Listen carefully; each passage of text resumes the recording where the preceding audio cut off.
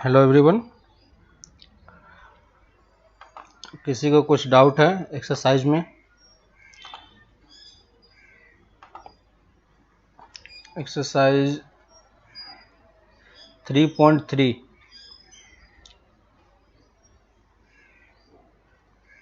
हमने question solve करने दिया था 11 से लेके 20 तक। किसी क्वेश्चन में डाउट नहीं है? चलो ठीक है। तो सारे क्वेश्चन हो रहे हैं, कैसे फॉर्मूला यूज करना है सबको समझ में आ रहा है। ठीक है, अब हम आते हैं ट्रिगोनोमेट्रिक इक्वेशन पे। ठीक है, तो इक्वेशन क्या होता है इक्वेशन क्या होता है वो मैं एक बार एक्सप्लेन कर देता हूं। तो इक्वेशन क्या होगा, अभी तक हमने ट्रिगोनोमेट्रिक फंक्शन पढ़ा है, जैसे y equal to sine x हमारे पास एक फंक्शन है। ठीक है, तो इसका ग्राफ वगैरह सब कुछ हमने देखा था कि कैसे ग्राफ वगैरह वर्क करता है और कहाँ कहाँ पे कौन सी वैल्यू होती है, वो सब हमने कैलकुलेट किया था। ठीक है, अब अगर कोई हमें एक चीज ये लिख के दे दे, ठीक है, अब अगर कोई हमें ये चीज लिख के दे दे कि मान लो कि मुझे साइन एक्स इक्वल टू कुछ वैल्यूज दे दे। ठीक है, साइन एक्स इक्वल टू मान लो किसी ने हाफ दे दिया। ठीक है, तो साइन एक्स इक्वल टू अगर हाफ दे देता है तो मुझे ये बताना है कि इसमें एक्स की किस वैल्यू के लिए ये हाफ के इक्वल हो रहा है ना। साइन एक्स में एक्स की किस वैल्यू के लिए ये हमें क्या दे रहा है, हाफ दे रहा है ना। तो यहाँ पे हमें एक्चुअली में क्या फाइंड करना होता है, ये एक्स की वैल्यू फाइंड करनी होती है ना। और या नहीं तो यहाँ पे कभी थीटा लिखा रहेगा या कुछ भी एक वेरिएबल दिया सकता है ना। तो यहाँ पे मुझे ये वैल्यू लिख के बतानी है कि ये एक्स की वैल्यू क्या होगी। ठीक है, तो क्वेश्चन हमारा कुछ इस फॉर्म में होगा, find the value of x, है ना। तो इस टाइप का क्वेश्चन होगा आपके पास अब कि find the value of x such that sine x equal to half, है ना। तो हमें अब यहां से जो x की वैल्यू मिलेगी वही इसका क्या कहलाएगा, सॉल्यूशन कहलाएगा। और इस टाइप से देखो, एक तरफ ट्रिगोनोमेट्रिक फंक्शन है और एक तरफ कांस्टेंट है ना। तो यहां से जब आप इसी को हम क्या बोलते हैं, इक्वेशन बोलते हैं। ये क्या हो गया, हमारा इक्वेशन हो गया। तो अगर हमें कोई ये इक्वेशन दे दे तो हमें इक्वेशन को क्या करना पड़ेगा, सॉल्व करना पड़ेगा, है कि नहीं। तो सॉल्व करना पड़ेगा, तो हमें इसी को सॉल्व करने को हम क्या बोलते हैं कि सॉल्यूशन फाइंड करना, है ना। तो अब हमें ट्रिगोनोमेट्रिक इक्वेशन का सॉल्यूशन फाइंड करके बताना है कि सॉल्यूशन क्या होगा। ठीक है, तो ट्रिगोनोमेट्रिक इक्वेशन आपको समझ में आ गया कि इक्वेशन किस टाइप से होता है ना। तो ये मेरा ट्रिगोनोमेट्रिक इक्वेशन हो गया, है ना। तो ट्रिगोनोमेट्रिक इक्वेशन में क्या होगा, एक तरफ आपके पास कुछ ट्रिगोनोमेट्री का टर्म होगा, है ना, इस तरफ कोई ट्रिगोनोमेट्रिक फंक्शन होगा, इस तरफ कोई ट्रिगोनोमेट्रिक फंक्शन होगा और इक्वल टू सम कांस्टेंट होगा, है ना। तो इस टाइप से अगर कोई फंक्शन आपके पास नहीं आता है तो हमें कैसे इसको सॉल्व करना, उसी को हम सॉल्यूशन फाइंड करना बोलते हैं, है ना। तो अब हमें ट्रिगोनोमेट्रिक इक्वेशन का सॉल्यूशन फाइंड करके निकालना है। क्लियर है। तो यहां से जो आपके पास, जैसे इस वाले केस में जो x आप कैलकुलेट करोगे, ये x आपका क्या देगा, सॉल्यूशन देगा, है ना। तो ट्रिगोनोमेट्रिक इक्वेशन का जो सॉल्यूशन होता है ना, यही चीज हमें अब फाइंड करके बतानी है कि क्या होगा फाइंड। ठीक है, तो सॉल्यूशन एक्चुअली में क्या होगा, दो टाइप का होता है। ठीक है, सॉल्यूशन क्या होता है, दो टाइप का होता है। एक क्या होता है, दो टाइप का सॉल्यूशन देख लो कौन कौन सा होता है। एक टाइप के सॉल्यूशन को हम बोलते हैं प्रिंसिपल सॉल्यूशन, है ना। एक को हम बोलते हैं प्रिंसिपल सॉल्यूशन, ये हमारा हो गया प्रिंसिपल सॉल्यूशन। और एक हो जाता है हमारा जनरल सॉल्यूशन, और एक हो जाता है हमारा जनरल सॉल्यूशन। ठीक है, तो लास्ट क्लास में आपको मैंने बताया था कि जो सिलेबस हमारा रिड्यूस हुआ है ना, उस रिड्यूस वाले सिलेबस में ये वाला पार्ट आपको अब नहीं पूछा जाएगा, है ना। तो ये क्या हो गया, हमारा ये सिलेबस से हट गया है ना, ये वाला पार्ट हमारा रिमूव्ड कर दिया गया है। तो जनरल सॉल्यूशन हमें नहीं लिखना है किसी भी क्वेश्चन में। ठीक है, तो जनरल सॉल्यूशन अगर हमें नहीं लिखना है तो हमें प्रिंसिपल सॉल्यूशन निकालना आना चाहिए, ठीक है। लेकिन जनरल सॉल्यूशन कैसे लिखते हैं वो भी मैं आपको एक बता दूंगा, है ना, क्योंकि बुक में कुछ कुछ क्वेश्चन है जहां पे आपको जनरल सॉल्यूशन लिखना है, ठीक है। तो जनरल सॉल्यूशन वैसे आपको एग्जाम में नहीं पूछा जाएगा, लेकिन फिर भी आपको लिखना आना चाहिए, है ना। और वो चीज जनरल सॉल्यूशन जो है वो इसी प्रिंसिपल सॉल्यूशन पे ही बेस्ड है, ठीक है। तो अगर आप प्रिंसिपल सॉल्यूशन निकालना सीख जाओगे तो जनरल सॉल्यूशन भी आप इजीली निकाल सकते हो, ठीक है। तो हमें प्रिंसिपल सॉल्यूशन ही मेनली सीखना है और एग्जाम में भी आपको प्रिंसिपल सॉल्यूशन ही पूछा जाएगा। जनरल सॉल्यूशन वाला पार्ट हमारे सिलेबस में अब नहीं है इस पर्टिकुलर ईयर में, तो इसलिए आपको वो अभी नहीं पढ़ना है, ठीक है। लेकिन फिर भी मैं आपको वो बता दूंगा कि कैसे लिखते हैं ताकि आपको समझ में आ जाएगा। तो जो हमारा प्रिंसिपल सॉल्यूशन होता है, प्रिंसिपल सॉल्यूशन के बारे में बात करते हैं कि प्रिंसिपल सॉल्यूशन हम इसको क्यों बोल रहे हैं, है ना। तो जो आपका प्रिंसिपल सॉल्यूशन होगा, देखो आपको लास्ट क्लास में बताया था कि हम जो ये एक एक्स एक्सिस और वाई एक्सिस ड्रॉ करते हैं, है ना, तो यहाँ पे हमने कितना इंटरवल लिया था, 0 से 2 पाई तक का ही वैल्यू हमने कैलकुलेट किया था, है ना।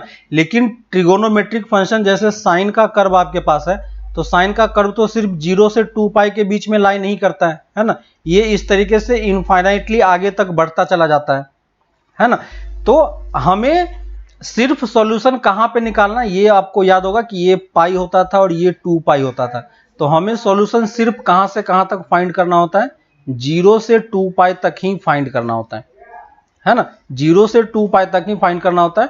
और इस वाले सर्कल में देखोगे तो आपको सिर्फ एक राउंड ही कंप्लीट करना है, बाकी और दूसरे के लिए हमें सॉल्यूशन नहीं निकालना है, ठीक है ना। जबकि आपको पता है कि ये कर्व 2 पाई से आगे भी कर्व जाता है ना।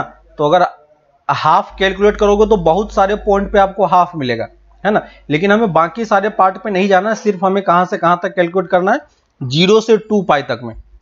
क्लियर है ना। तो जो हमारा प्रिंसिपल सॉल्यूशन होगा, ठीक है, तो लिख लो द ट्रिगोनोमेट्रिक सॉल्यूशन,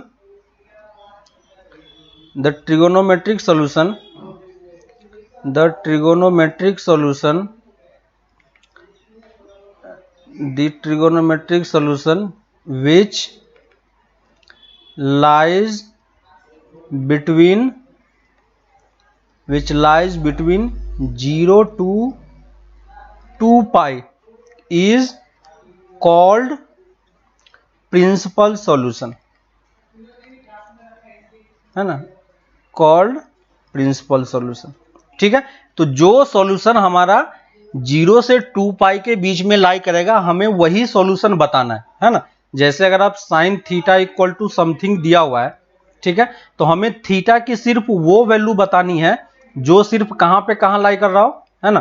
तो इस वाले में जो आपका थीटा होगा वो कहां से कहां लाई करेगा, बस 0 से 2 पाई के बीच में ही लाई करेगा। क्लियर है ना। और यहां पे देखो 2 पाई पे इक्वल टू का साइन नहीं है, ठीक है। तो प्रिंसिपल सॉल्यूशन हमारा सिर्फ कहां पे लाई करेगा, प्रिंसिपल सॉल्यूशन, ये हमारा प्रिंसिपल सॉल्यूशन हमारा सिर्फ 0 से 2 पाई के बीच में ही लाई करेगा, ठीक है। अब हम आते हैं कि सॉल्यूशन को सॉल्व कैसे करना है, ठीक है। तो जैसे अगर कोई हमसे ये पूछता है कि साइन, जैसे हमने पहला एग्जांपल आपको स्टार्टिंग में लेके सॉल्व करने का ट्राई किया था, ठीक है। तो जैसे एग्जांपल से सॉल्व करना स्टार्ट करते हैं, जैसे sine theta equal to half, है ना, sine theta equal to half. तो कोई आपसे पूछता है कि sine theta equal to half theta की किस वैल्यू के लिए होगा, तो आप क्या डायरेक्टली बता पाओगे, थीटा इक्वल टू 30 डिग्री, और 30 डिग्री को पाई के टर्म में कैसे लिखते हैं, theta equal to pi by 6, है ना। तो ये इसका एक सॉल्यूशन है, पाई बाई 6। क्लियर है।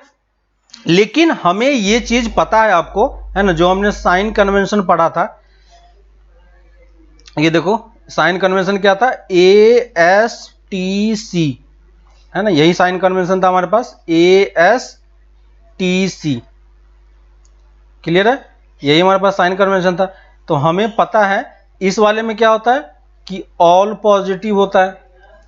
आपको याद है इस वाले में A मतलब क्या हो गया, ऑल पॉजिटिव, S मतलब क्या हो गया, साइन और कॉसेक पॉजिटिव, ठीक है। T मतलब क्या हो गया, टेन और कॉट पॉजिटिव, है ना। और C मतलब क्या हो गया, कॉस और सेक पॉजिटिव, है कि नहीं। ये हमने आपने ऑलरेडी डिस्कशन किया हुआ है हम लोगों ने। तो अब अगर कोई देखो साइन थीटा इक्वल टू इसने हाफ लिख के दिया है ना, साइन थीटा इक्वल टू इसने क्या लिख के दिया है, हाफ लिख के दिया है। तो साइन थीटा की वैल्यू एक्चुअली में क्या है, यहाँ पे हाफ मतलब यहाँ पे कुछ साइन नहीं है, मतलब क्या साइन है, प्लस का साइन है ना। तो थीटा एक्चुअली में फर्स्ट क्वाड्रेंट में तो लाई करेगा ही, है ना, थीटा हमारा फर्स्ट क्वाड्रेंट में लाई करेगा ही, क्योंकि फर्स्ट वाले में क्या होता है, ऑल पॉजिटिव होता है। और sine theta equal to half है, तो साइन पॉजिटिव कहां पे होता है, सेकेंड क्वाड्रेंट में भी हो सकता है कि नहीं। तो ये जो आपने थीटा इक्वल टू π/6 निकाला है, ये एक्चुअली में आपने कहां पे निकाला है, सिर्फ फर्स्ट क्वाड्रेंट में निकाला है ना। और साइन थीटा पॉजिटिव कहां पे होता है, सेकेंड क्वाड्रेंट में भी होता है कि नहीं। साइन थीटा पॉजिटिव कहां पे होता है, सेकेंड क्वाड्रेंट में ही होता है। इसका मतलब हमें एक सॉल्यूशन और कहां पे मिलना चाहिए था, एक सॉल्यूशन हमें इस सेकेंड क्वाड्रेंट में भी मिलेगा, है कि नहीं, सेकेंड क्वाड्रेंट में भी हमें एक वैल्यू मिलेगी। तो हम इस चीज को कैसे कैलकुलेट करेंगे, ठीक है। तो सबसे पहले आपको करना क्या होता है कि डायरेक्टली ये आंसर नहीं लिखना है, हमें जब ट्रिगोनोमेट्रिक इक्वेशन सॉल्व करना पड़ेगा तो लेफ्ट हैंड साइड में देखो क्या है, साइन का टर्म है, तो राइट हैंड साइड में भी हमारे पास क्या होना चाहिए, साइन का ही टर्म होना चाहिए, है कि नहीं। लेफ्ट हैंड साइड में साइन है तो राइट हैंड साइड में भी साइन का टर्म होना चाहिए। जैसे अगर कोई बोलता है sine theta equal to sine π/2, है ना, तो हम देखो साइन साइन सेम है, तो हम थीटा को किसके इक्वल बोल सकते हैं, π/2 के इक्वल बोल सकते हैं, है कि नहीं, समझ में आ रहा है। तो वैसे ही अगर यहां पे लेफ्ट हैंड साइड में अगर साइन का टर्म है, तो राइट हैंड साइड में भी हमारे पास क्या होना चाहिए, साइन का ही टर्म होना चाहिए, है ना। लेकिन यहाँ पे हाफ लिखा हुआ है, इसका मतलब साइन की कोई ना कोई वैल्यू के लिए ये कौन सा वैल्यू दे रहा है, हाफ दे रहा है ना। तो जब भी आपको ट्रिगोनोमेट्रिक सॉल्यूशन सॉल्व करना है, ट्रिगोनोमेट्रिक इक्वेशन सॉल्व करना है, तो आपको ये चीज ध्यान रखना पड़ेगा कि अगर लेफ्ट हैंड साइड में जो फंक्शन है, राइट हैंड साइड में भी हमें वही फंक्शन के टर्म्स में लिखना है, ताकि हम थीटा को क्या कर सके, थीटा को हम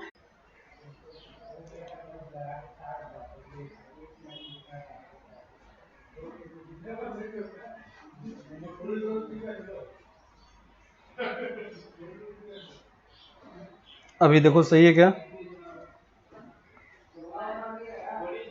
अभी सही आ रहा है, ठीक है, अब सही होगा सबका। तो देखो मैं ये बोल रहा था कि जब आपको ट्रिगोनोमेट्रिक सॉल्यूशन निकालना है, ठीक ना, तो जब आपको ट्रिगोनोमेट्रिक सॉल्यूशन निकालना है तो आपको ये ध्यान रखना पड़ेगा कि लेफ्ट हैंड साइड में जो ट्रिगोनोमेट्रिक फंक्शन है, राइट हैंड साइड में भी क्या होना चाहिए, वही ट्रिगोनोमेट्रिक फंक्शन होना चाहिए। अगर लेफ्ट में साइन है तो राइट में भी क्या लिखेंगे, हम साइन के टर्म्स में ही लिखेंगे। लेफ्ट में अगर कॉस का फंक्शन है तो राइट में भी हमें कॉस का फंक्शन ही लिखना है, ठीक है। लेफ्ट में अगर टेन का फंक्शन होगा तो राइट में भी हमें टेन का ही फंक्शन लिखना होगा, है ना। तो ये चीज हमें थोड़ा सा ध्यान रखना है कि ताकि हमारा क्वेश्चन कभी भी गलत नहीं हो, है ना। तो हमेशा हम किसको कंपेयर करेंगे, सेम ट्रिगोनोमेट्रिक फंक्शन को कंपेयर करना है, ठीक है। कभी भी हम साइन को कॉस से कंपेयर नहीं करेंगे, है ना, कभी भी साइन को टेन से या किसी दूसरे फंक्शन से हम कंपेयर नहीं कर पाएंगे कभी भी। क्लियर है सबको, ठीक है।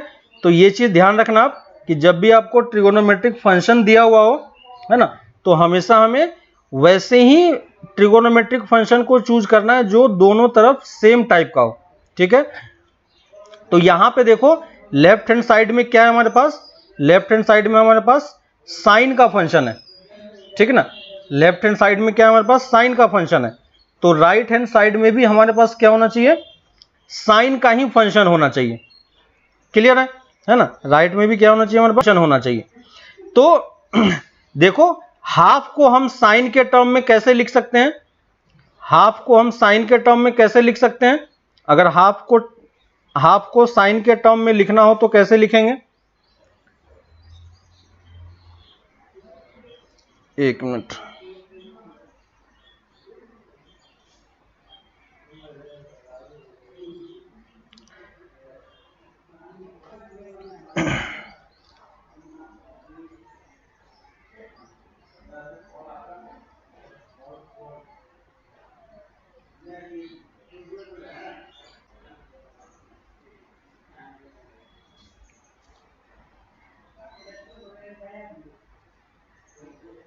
अभी देखो सही आ रहा है क्या?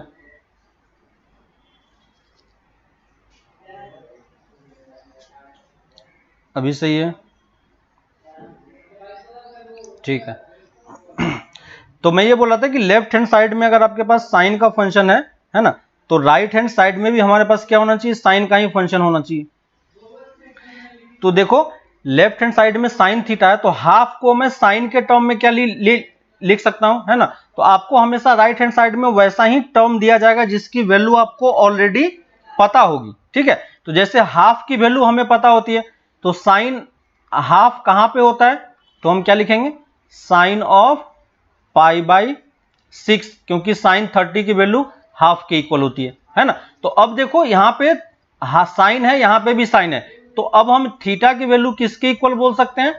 पाई बाई 6 के इक्वल बोल सकते हैं। क्लियर है?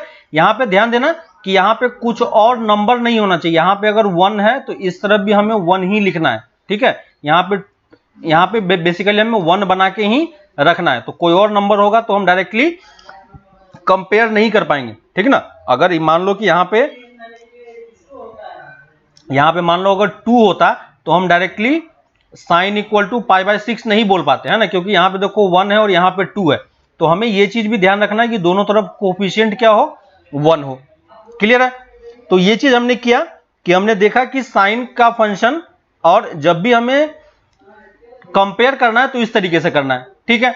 तो अब ये चीज तो हमने निकाल लिया। अब हमें ये चीज पता है कि जो साइन वाला पार्ट है वो साइन यहां पे पॉजिटिव दिया हुआ है हाफ, तो पॉजिटिव हाफ तो सेकेंड क्वाड्रेंट में भी कहीं ना कहीं लाई करना चाहिए। क्यों? क्योंकि साइन जो है पॉजिटिव यहां पे भी होता है ना। तो ये जो आपने पाई बाई 6 निकाला, ये एक्चुअली में कहां पे निकाला आपने? फर्स्ट क्वाड्रेंट में निकाला, है कि नहीं। तो आपने फर्स्ट क्वाड्रेंट में निकाल लिया तो वहां से तो ठीक है, कोई गलत नहीं है वो। तो हमें अब सेकेंड क्वाड्रेंट में भी लिखना पड़ेगा, ठीक है। तो आप सेकेंड क्वाड्रेंट में कैसे पहुंचोगे? ठीक है, तो सेकेंड क्वाड्रेंट में अगर हमें पहुंचना है तो सेकेंड क्वाड्रेंट में पहुंचने के लिए हमें कंपेयर किससे करना है? साइन से ही करना है ना। तो साइन से जब कंपेयर करना है तो हमें किस एक्सिस के अबाउट चेंज करना पड़ेगा? एक्स एक्सिस के अबाउट। समझ में आ रहा है?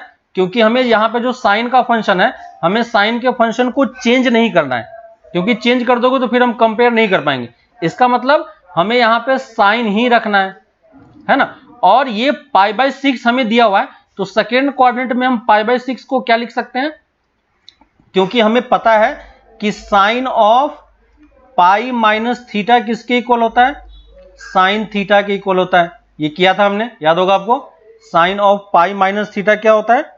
साइन थीटा के इक्वल होता है ना। इसका मतलब ये जो इस वाले वैल्यू को अगर मैं थीटा बोल देता हूं, है ना, तो ये वाला साइन पाई माइनस, इसको हम क्या लिख सकते हैं? और sine pi minus pi by 6। ये समझ में आया सबको क्या? और इसको जब आप सॉल्व कर लोगे तो ये कितना बन जाएगा? 5 पाई बाई 6, ठीक है। तो ये भी किसके इक्वल है? साइन थीटा के ही इक्वल है, ठीक है। तो देखो यहां से जब आप वैल्यू लिखोगे तो कंपेयर करोगे तो यहां से एक थीटा की वैल्यू कितनी आई? 5 बाई 6, और दूसरी थीटा की वैल्यू कितनी आई? 5 पाई बाई 6। क्लियर है ना। तो देखो यहां पे जब हम थीटा का आंसर लिखेंगे तो थीटा इक्वल टू क्या होगा? पाई बाई 6 और 5 पाई बाई 6। और ये दोनों वैल्यू जो है वो किसके बीच में लाई कर रहा है? 0 से 2 पाई के बीच में लाई कर रहा है। इसलिए ये हमारा क्या हो गया? प्रिंसिपल। ये हमारा क्या हो गया? प्रिंसिपल सॉल्यूशन हो गया, ठीक है। तो इसको हम क्या बोल पाएंगे? Principal solution. क्लियर है? तो जब भी आप कैलकुलेट करोगे हमेशा आपको प्रिंसिपल सॉल्यूशन कितने मिलेंगे? हमेशा आपको 2 प्रिंसिपल सॉल्यूशन मिलेगा। किसके लिए? हर एक फंक्शन के लिए, ठीक है। साइन, कॉस, टेन, कॉसेक, सेक, कॉट, कुछ भी आप सॉल्व करो, हमेशा आपको कितने फंक्शन मिलेंगे? ऑलवेज आपको दो वैल्यू मिलेगा हर एक थीटा के लिए। कैसे किया? समझ में आ गया आपको क्या? ठीक है। मान लो मैं एक दूसरा एग्जांपल लेके आपको बताता हूं, ठीक है। दूसरा एग्जांपल मैं ले लेता हूं। जैसे मान लो cos थीटा इक्वल टू किसी ने √3/2 दिया, ठीक है। किसी ने क्या दिया? cos थीटा इक्वल टू √3/2 दिया। अब मुझे ये बताओ कि cos थीटा की वैल्यू क्या है? पॉजिटिव है ना। इसका मतलब cos थीटा पॉजिटिव कहां कहां पे होता है? cos theta positive first quadrant में होता है और फोर्थ क्वाड्रेंट में होता है। क्लियर है? कॉस थीटा पॉजिटिव कहां कहां पे होता है, फर्स्ट क्वाड्रेंट में होता है और फोर्थ क्वाड्रेंट में होता है। इसका मतलब यहां से भी हमें कितने सॉल्यूशन मिलने वाले हैं, 2 सॉल्यूशन मिलने वाला है। क्लियर है कि नहीं?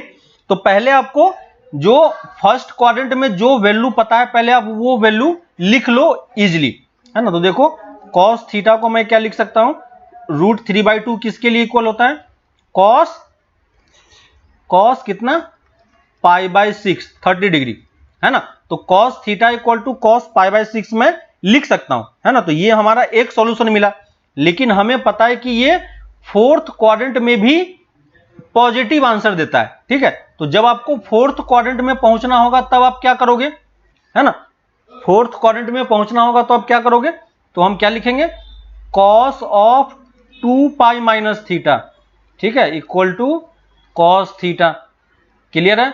हमने ये क्यों यूज किया, क्योंकि देखो एक्स एक्सिस के अबाउट ही चेंज होना चाहिए, लेकिन आप अगर यहां से चेंज करोगे तो या तो आप π+थीटा करोगे या π - थीटा करोगे, दोनों के लिए आपका कॉस क्या हो जाएगा, नेगेटिव हो जाएगा, है ना। तो हमें यहाँ पे कॉस क्या चाहिए, पॉजिटिव चाहिए, इसलिए हमने कौन सा क्वाड्रेंट चूज किया, ये वाला क्वाड्रेंट चूज किया, ये वाला, है ना। तो इस क्वाड्रेंट में पहुंचने के लिए हमें क्या करना पड़ेगा, 2π में से थीटा को माइनस करना पड़ेगा, है ना। तो इसी चीज को मैं और क्या लिख सकता हूं, कॉस ऑफ 2π - π/6, देखो, है ना। और यहां से वैल्यू कितनी हो गई, कॉस 11π/6, ठीक है। और ये किसके इक्वल हो गया, कॉस थीटा के। अब देखो यहां से थीटा की कौन कौन सी वैल्यू हमारा आंसर होगा, थीटा की वैल्यू कौन कौन सी होगी हमारे यहाँ पे, थीटा इक्वल टू, एक तो इसके साथ इसको कंपेयर करेंगे, एक हमारा ये वाला हो गया और दूसरा हमारा ये वाला हो गया, है ना। तो थीटा की वैल्यू हम क्या लिख सकते हैं, theta equal to π/6 and 11π/6। Clear है क्या सबको, समझ में बताओ, इस वाले पार्ट में बताओ किसी को कोई डाउट है, कैसे मैं वैल्यूज और प्रिंसिपल वैल्यू लिख रहा हूं, और यही दोनों हमारा क्या हो जाएगा, प्रिंसिपल वैल्यू, है ना, और प्रिंसिपल सॉल्यूशन इसको हम बोल सकते हैं, है ना। ये हमारा क्या हो गया, प्रिंसिपल सॉल्यूशन हो गया। क्लियर है सबको, बताओ इस वाले पार्ट में किसी को कोई डाउट, तो मैं इसको रिपीट करता हूं, नहीं तो मैं फिर आपको कुछ क्वेश्चन दे रहा हूं, आप क्वेश्चन सॉल्व करके बताना मुझे कि सॉल्व हो रहा है कि नहीं। किसी को कोई डाउट है बताओ, समझ में आ रहा सबको, समझ में आ रहा है सबको, समझ में आ रहा है सबको। चलो मैं ये एक एग्जांपल लेता हूं, साइन थीटा इक्वल टू -½ ठीक है, साइन थीटा इक्वल टू -½ में ले रहा हूं, ठीक है। अब देखो अगर साइन थीटा इक्वल टू -½ में ले लेता हूं और आपसे पूछा जाए कि इसका सॉल्यूशन क्या होगा, तो आप क्या बताओगे, ठीक है। तो देखो -½ के लिए हमें क्या करना पड़ेगा, हमें -½ कहां पे होता है वो चीज तो नहीं पता है, ठीक है। तो पहले मैं क्या करूंगा, मुझे पता है कि लेफ्ट हैंड साइड में साइन थीटा है, तो राइट हैंड साइड में भी हमें साइन के टर्म में लिखना है, ठीक है। तो साइन थीटा इक्वल टू, अभी आप ये इस माइनस को छोड़ दो, ठीक है, हमें हाफ की वैल्यू तो पता ही है कि साइन हाफ कहां पे होता है ना। तो साइन हाफ कहां पे होता है, साइन की वैल्यू π/6 के लिए हमें हाफ मिलता है, ठीक है। तो मैं इस माइनस साइन को बाहर रख रहा हूं और इस हाफ को मैं साइन के टर्म में लिख रहा हूं, तो ये देखो π/6 हो गया। क्लियर है, साइन π/6 हो गया, यहां तक किसी को डाउट। लेकिन क्या हम अब डायरेक्टली कंपेयर करके x की वैल्यू π/6 बता सकते हैं क्या, नहीं बता पाएंगे, क्यों, क्योंकि देखो इस तरफ साइन क्या है, पॉजिटिव साइन है, और यहां पे क्या है, साइन नेगेटिव साइन है, तो हम कंपेयर नहीं कर पाएंगे। क्लियर है, जस्ट अभी आपको बताया था कि जब आप कंपेयर करोगे तो दोनों तरफ टर्म क्या होना चाहिए हमारे पास, दोनों तरफ टर्म हमारा सेम होना चाहिए, है ना। तो लेफ्ट हैंड साइड में अगर आपको प्लस दिख रहा है तो इस तरफ भी +1 होना चाहिए, है ना। यहाँ पे एक्चुअली में 1 है और यहाँ पे एक्चुअली में क्या है, -1 है ना। तो हम अभी कंपेयर नहीं कर पाएंगे, तो ये तो हमें ये चीज पता चल गया। अब देखो ऊपर से हमें ये पता चल रहा है कि साइन थीटा की वैल्यू क्या दी हुई है, नेगेटिव दी हुई है। अब मुझे बताओ कि साइन थीटा नेगेटिव कहां कहां पे होता है, ये ASTC साइन थीटा नेगेटिव कहां कहां पे होता है, बताओ मुझे कोई, साइन थीटा नेगेटिव कहां कहां पे होता है, थर्ड क्वाड्रेंट में साइन नेगेटिव होता है और फोर्थ क्वाड्रेंट में साइन नेगेटिव होता है, पता है आपको, क्योंकि इस दोनों क्वाड्रेंट में साइन क्या होता है, पॉजिटिव होता है। पहले वाले में तो कोई प्रॉब्लम ही नहीं है, पहले वाले में तो सारा पॉजिटिव होता है, सेकंड वाले में साइन पॉजिटिव होता है, लेकिन हमें यहाँ पे साइन नेगेटिव दिया हुआ है, ठीक है। तो साइन नेगेटिव दिया हुआ है, तो नेगेटिव किस किस क्वाड्रेंट में है, थर्ड क्वाड्रेंट और फोर्थ क्वाड्रेंट, है ना। तो हमें इसी एंगल को इसको प्लस बना के फोर्थ क्वाड्रेंट और थर्ड क्वाड्रेंट में लेके जाना है। ठीक है, तो देखो मैं कैसे लेके जा रहा हूं। तो आपको ये पता है कि साइन π/6 है और हमें फंक्शन को सेम रखना है, तो हमें अगर थर्ड क्वाड्रेंट में आना है तो हमें एक्स एक्सिस के अबाउट ही चेंज करना पड़ेगा, है कि नहीं। और या तो आप इसके अबाउट चेंज करो या इसके अबाउट चेंज करो, तभी आप थर्ड या फोर्थ में पहुंच सकते हो, है कि नहीं। इसी के अबाउट चेंज करना पड़ेगा हमें। अब अगर कोई हमें इसके अबाउट चेंज करने के लिए बोलता है तो कैसे चेंज करेंगे हम, ठीक है। तो यहां पे देखो इसी चीज को मैं क्या लिख सकता हूं, साइन ऑफ पाई प्लस π/6। क्या लिख पाएंगे, साइन ऑफ पाई प्लस π/6। कैसे लिखा मैंने साइन ऑफ पाई प्लस π/6, क्योंकि हमें यह पता है कि sine of pi plus theta क्या होता है। देखो वो टेबल में किस एक्सिस के अबाउट चेंज है, एक्स एक्सिस के अबाउट, तो साइन फंक्शन तो साइन ही रहेगा, लेकिन पाई प्लस थीटा किस क्वाड्रेंट में पहुंच गया, थर्ड क्वाड्रेंट में, तो यहां पे माइनस साइन आ जाएगा, है ना। तो देखो इसी माइनस को मैं क्या लिख सकता हूं, साइन पाई प्लस π/6। कैसे लिखा, समझ में आ गया, है ना। अब देखो यहां पे +1 बन गया, यहां पे +1 बन गया, और यहां पे साइन है, यहां पे साइन है। अब मैं कंपेयर कर सकता हूं, ठीक है। अब हमें एक और सॉल्यूशन इस वाले में भी मिलने वाला है, फोर्थ में भी मिलने वाला है। तो फोर्थ में मैं क्या लिखूंगा, साइन ऑफ 2π माइनस π/6, है ना। कैसे लिखा, क्योंकि हमें पता है कि साइन ऑफ 2π माइनस थीटा क्या होता है, माइनस साइन थीटा होता है ना, फोर्थ क्वाड्रेंट में। तो देखो मैंने दो वैल्यू आपको निकाल के बता दी। तो ये साइन थीटा कितना हो गया, इसके इक्वल। अब देखो यहां से आप थीटा को डायरेक्टली कंपेयर करके लिख सकते हो। थीटा की एक वैल्यू कितनी होगी, पाई प्लस π/6, तो पाई प्लस π/6 कितना हो जाएगा, 7π/6। और यहां से थीटा कंपेयर होगा, क्या मिलेगा, 2π माइनस π/6, तो वो किसके इक्वल होगी, 11π/6 की। तो ये दोनों वैल्यू हमारा क्या है, प्रिंसिपल सॉल्यूशन है। ये दोनों वैल्यू हमारा क्या है, प्रिंसिपल सॉल्यूशन है। सबको क्लियर हुआ क्या, कैसे मैंने माइनस साइन को एडजस्ट किया, ये समझ में आ गया क्या, माइनस साइन कैसे एडजस्ट हो रहा है, समझ में आ रहा है सबको, क्लियर है, कर पाओगे अब, है ना।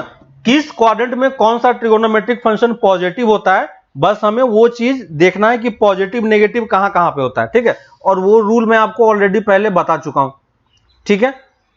देखो मैं एक और दो एग्जाम्पल और लिख रहा हूं, आप मुझे इसका आंसर निकाल के बताओ क्या होगा, ठीक है। मान लो मैंने कॉस थीटा इक्वल टू -½ लिखा, ठीक है, कॉस थीटा इक्वल टू -½ लिखा। इसका सॉल्यूशन निकाल के बताओ, प्रिंसिपल सॉल्यूशन क्या क्या होगा, ठीक है। इस वाले पार्ट को सॉल्व करो। और दूसरा एग्जांपल एक मैं लेता हूं, tan of tan theta equal to और tan x इक्वल टू 1 ले लेता हूं मैं, ठीक है। बताओ इसका, इस दोनों का प्रिंसिपल सॉल्यूशन क्या होगा। अब सारे एग्जांपल में हमें क्या करना है, ये फर्स्ट हो गया, ये सेकंड हो गया, फाइंड दी प्रिंसिपल सॉल्यूशन, ठीक है।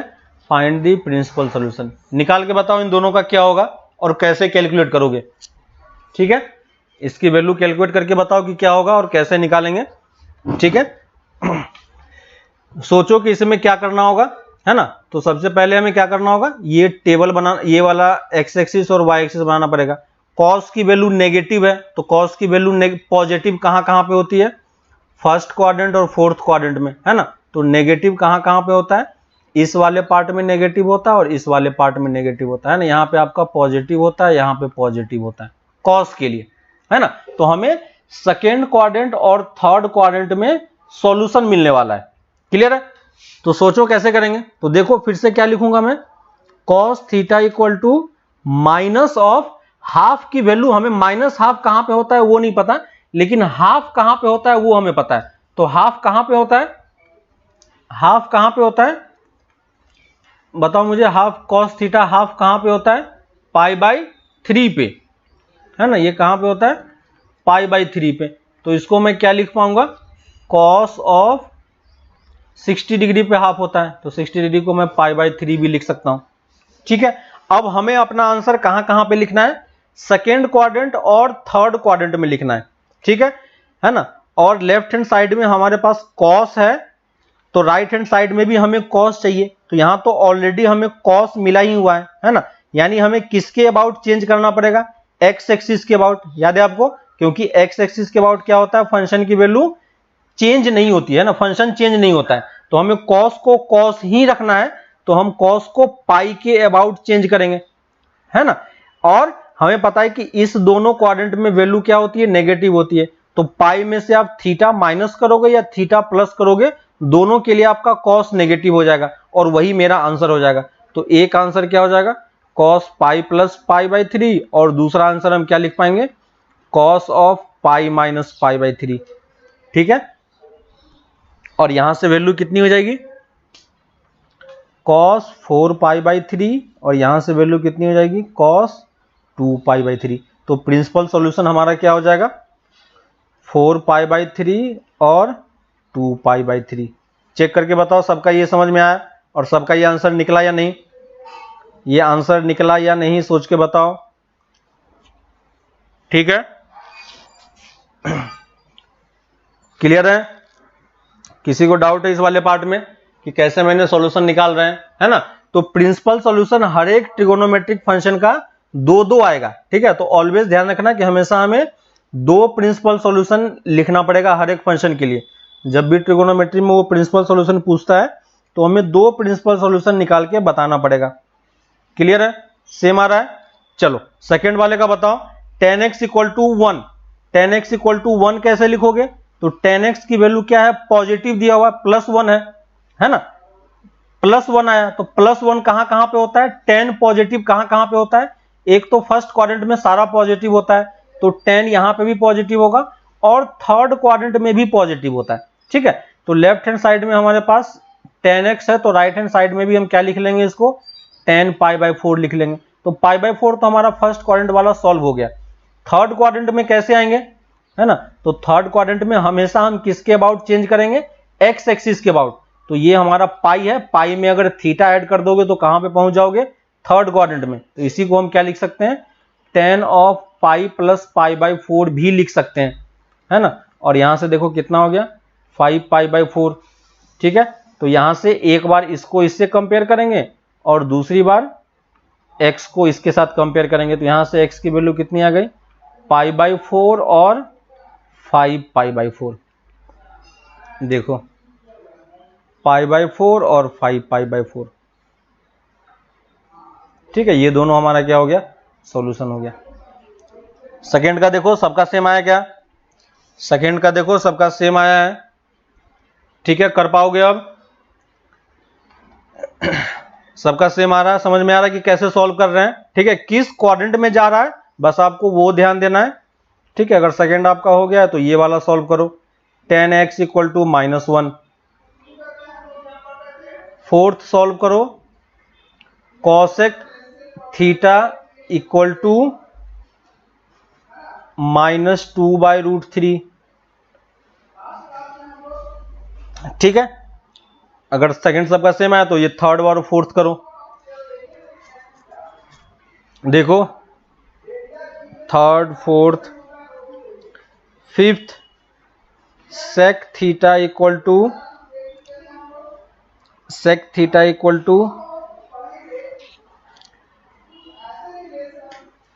-1 ले लेता हूं मैं।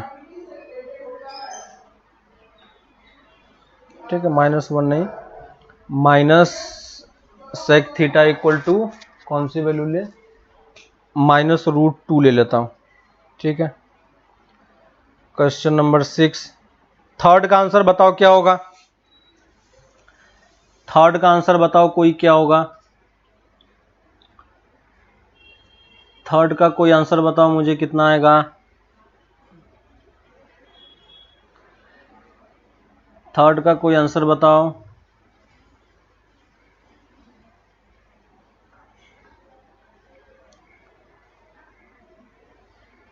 थर्ड का आंसर क्या लिखोगे,